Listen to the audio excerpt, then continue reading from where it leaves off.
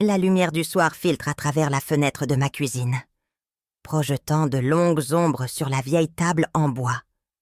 Celle-là même où je suis assise face à ma petite fille. Sarah.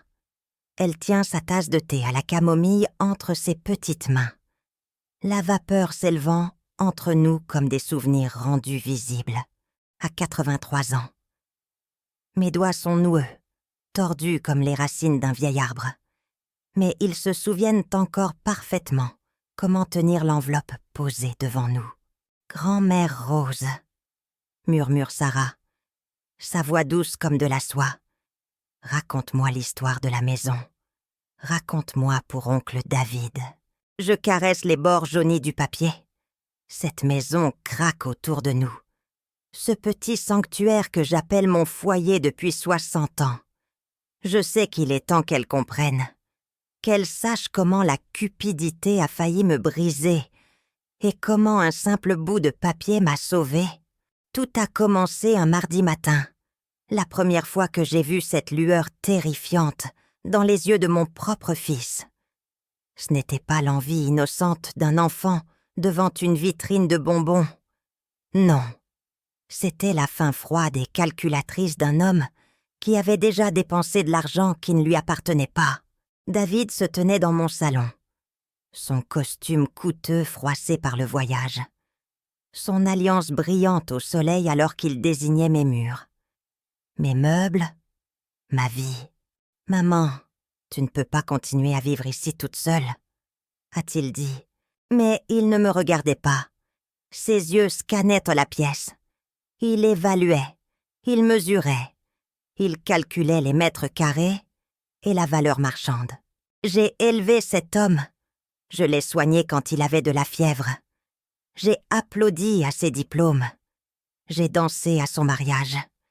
Mais l'étranger dans mon salon ce matin-là, je ne le reconnaissais pas.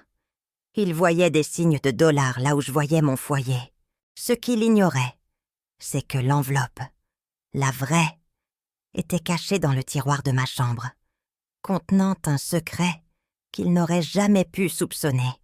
Pour comprendre ma douleur. Sarah, il faut que tu saches d'où l'on vient. J'avais 19 ans quand j'ai tenu la main de ton grand-père. James, pour la première fois, nous avons acheté cette maison avec chaque centime que nous possédions. Un acompte de 300 $ qui nous a pris 2 ans à économiser. James travaillait en double quart à l'aciérie. Moi, je lavais et raccommodais le linge des voisins. Nous étions pauvres comme les rats d'église, mais riches de tout ce qui comptait vraiment. David est né pendant le pire blizzard de la décennie, en 1963. James a conduit à travers des congères plus hautes que notre voiture pour m'amener à l'hôpital. Quand il a tenu son fils, il a pleuré, il aura tout ce que nous n'avons pas eu. Et nous l'avons gâté, je l'admets. Même quand le dos de James a lâché et qu'il a dû prendre un emploi moins payé à la quincaillerie. On trouvait toujours de l'argent pour le baseball de David, ses voyages scolaires, son université. Mais l'éducation ne fait pas le cœur. Les épreuves ont commencé doucement. À 25 ans, David a appelé, il avait besoin de 5 000 $ pour une opportunité d'affaires. Nous avons hypothéqué la maison. Nous n'avons jamais revu un centime. 2 ans plus tard, c'était pour son mariage fastueux avec Patricia. 15 000 $ cette fois.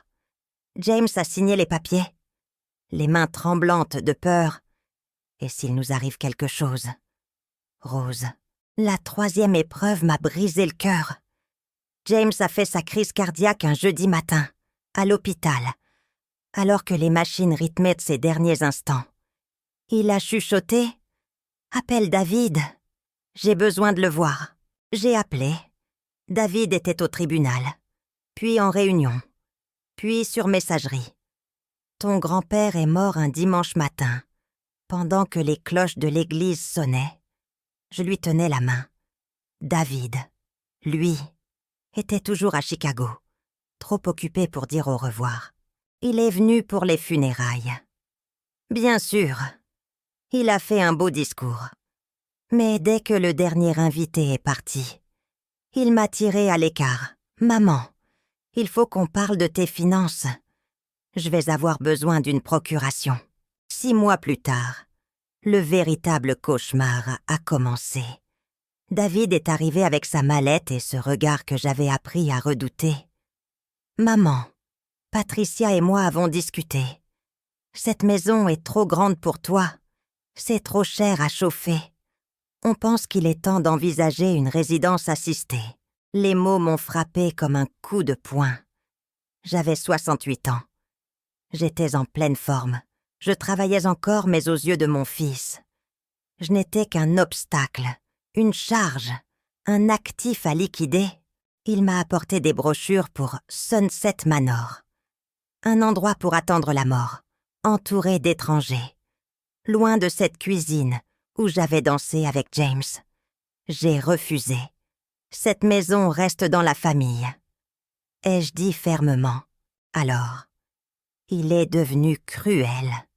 J'ai découvert qu'il interceptait mon courrier, les taxes foncières, les factures d'assurance, tout disparaissait.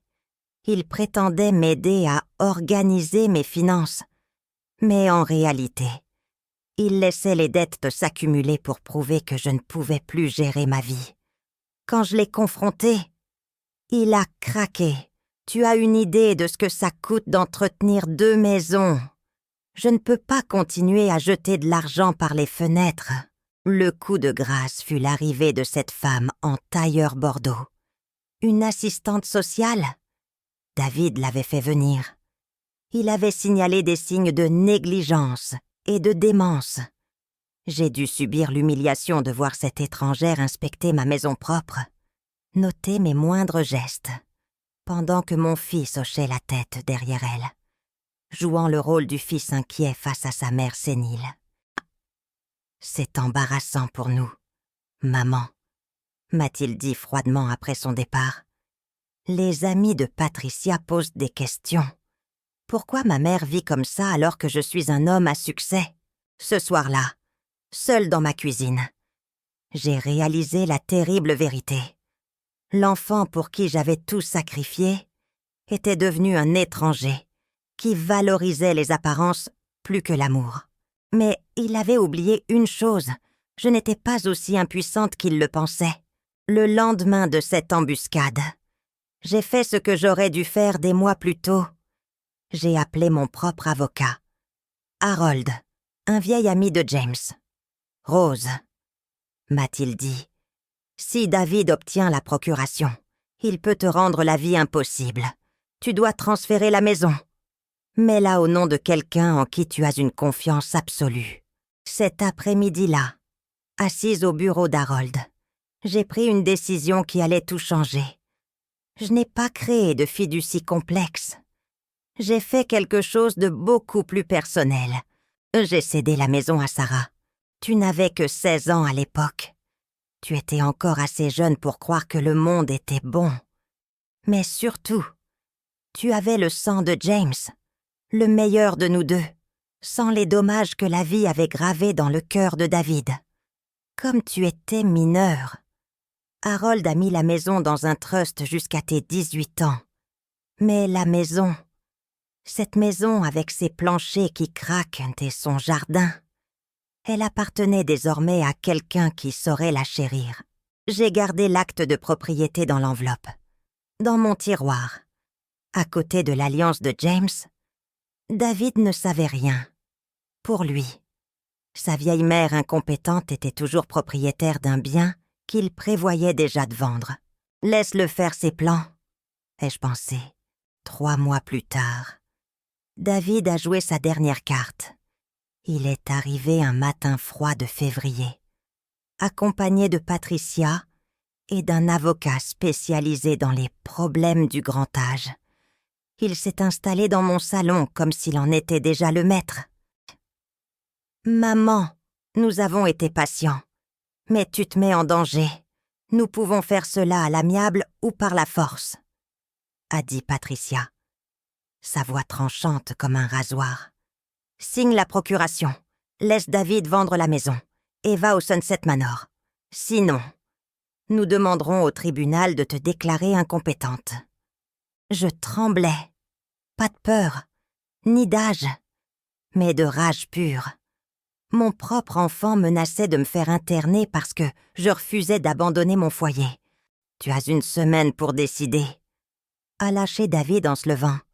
J'ai déjà versé un acompte à la maison de retraite. Il est revenu exactement 1 semaine plus tard, avec l'avocat, un devis de déménagement et cette arrogance suffisante de celui qui a déjà gagné. Il s'est assis dans le fauteuil de James. « Alors, maman, tu as pris ta décision. » J'étais calme. Mes mains étaient jointes sur mes genoux. « Oui. » ai-je dit doucement. J'ai sorti l'enveloppe. J'en ai retiré les papiers qu'Harold avait préparés. Les documents officiels du comté prouvant que le 247 Maple Street n'appartenait plus à Rose Thompson. Mais qu'est-ce que c'est? David a arraché les papiers de mes mains. Ses yeux parcouraient le jargon juridique avec une horreur grandissante. « C'est l'acte de propriété, » dis-je calmement. « J'ai transféré la maison à ta nièce il y a 3 mois. Sarah est la propriétaire légale maintenant. Je ne suis que la locataire. » Le silence qui a suivi était assourdissant. J'ai vu le visage de mon fils passer de l'incrédulité à la fureur. « Tu ne peux pas faire ça !» siffla Patricia. « C'est une mineure. Ce n'est pas légal. » L'avocat de David a lu les documents. « C'est parfaitement légal. Le transfert a été enregistré correctement. Madame Thompson ne possède plus cette propriété. » David est devenu livide. « Maman, tu ne comprends pas ce que tu as fait? J'ai des dettes, Patricia et moi. On comptait dessus. On en a besoin. » Je me suis levée, ma voix gagnant en force à chaque mot. « Tu avais besoin que je sois impuissante. Tu avais besoin que je sois confuse et effrayée. Mais je ne suis pas impuissante, David. Et j'ai appris à ne plus dépendre de ta bonté. » Il a commencé à faire les 100 pas comme un animal en cage. « C'est de la manipulation, Sarah n'est qu'une enfant. Elle ne comprend rien à l'immobilier. Elle comprend l'amour. » Ai-je répondu simplement. « Elle comprend la famille. Elle comprend que certaines choses valent plus que l'argent. » Patricia a attrapé le bras de David. « On s'en va. Ta mère a fait son choix. Elle préfère une adolescente à son propre fils. » Avant de partir, David m'a lancé, le visage déformé par la haine, espèce de vieille femme vindicative. « Tu as tout gâché. On avait des engagements basés sur cet héritage. C'était ma maison. David, James et moi avons travaillé 60 ans pour bâtir quelque chose de durable. Pas pour payer tes erreurs d'investissement. Ils ont claqué la porte avec une violence qui a fait trembler les fondations. Je me suis retrouvée seule, tenant l'enveloppe comme un bouclier. Mais pour la première fois depuis des mois, je n'avais plus peur. Les semaines suivantes ont été difficiles. David ne m'a plus appelée. J'ai cru un instant avoir perdu mon fils pour toujours. Mais Sarah, toi, tu es venue plus souvent. Tu as commencé à prendre soin de ta maison. Nous avons repeint la chambre d'amis en jaune doux. Nous avons planté des tomates. Tu as même insisté pour contribuer à l'entretien avec 20 $ de ton petit salaire de la bibliothèque. C'est ma maison maintenant, disais-tu avec ce sourire qui me rappelait tant James. Je dois en prendre soin. 1 an et demi plus tard, David est revenu. J'étais au jardin. Il conduisait une vieille voiture. Pas sa berline de luxe. Il avait l'air plus mince, plus gris, vêtu d'un jean. L'arrogance avait disparu. J'ai tout perdu, a-t-il avoué. Assis sur le porche, là où son père et moi avions planifié notre avenir. La maison, les économies. Patricia a demandé le divorce.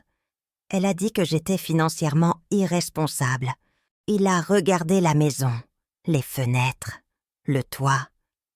Je n'ai jamais vu cet endroit comme ton foyer. Maman, je ne le voyais que comme mon héritage. Puis, Il a pleuré. Il s'est excusé pour tout. Pour l'avocat. Pour les menaces. Pour ne pas être venu quand papa mourait. J'ai pris sa main. Elle était plus fine, sans le confort de la prospérité. Mais c'était toujours la main de mon fils. « Je te pardonne », ai-je dit. « Parce que c'est ce qu'une mère fait », il m'a demandé. « Pourquoi, Sarah, pourquoi ne pas avoir partagé ?» Je lui ai répondu. « Parce que Sarah voit cette maison comme toi tu la voyais. Avant que tu n'apprennes à voir des dollars partout, elle connaît l'histoire derrière chaque photo. Elle sait que ton père a construit ces étagères. Aujourd'hui, Sarah, tu as 18 ans. L'enveloppe est officiellement à toi. Cette maison n'est pas un actif financier. C'est le gardien de notre histoire. C'est l'endroit où l'amour se manifeste dans chaque planche qui craque. Ton oncle David vient parfois. Il loue un petit appartement. Il conduit une voiture modeste. Il réapprend à vivre selon ses moyens.